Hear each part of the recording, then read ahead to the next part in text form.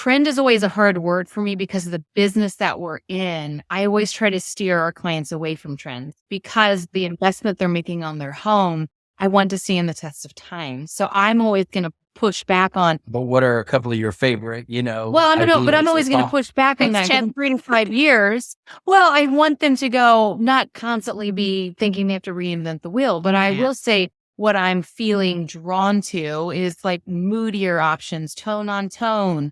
Of course, my farmhouse is on the exterior. It's a traditional farmhouse. It was built in the late 1800s, white, hardy siding. But on the inside, I'm experimenting with that moodier vibe. As my kids are getting older, they're getting more mature. I just painted the upstairs a very dark, kind of moody navy, and I put a plaid carpet in, and all my kids are like, this doesn't look like you at all, Mom, but they love it because it's like that's their space where they're lounging in, where they're kind of playing games in and, experimenting with my kitchen cabinets, going with a darker green. It's like there's this moodiness, not like a bad moody, but more of this like wanting to turn inward, and I'm wanting it to be more layered and more depth. And so that's definitely where I feel like I think a lot of us are craving that. I think we're going to see deeper, moodier colors.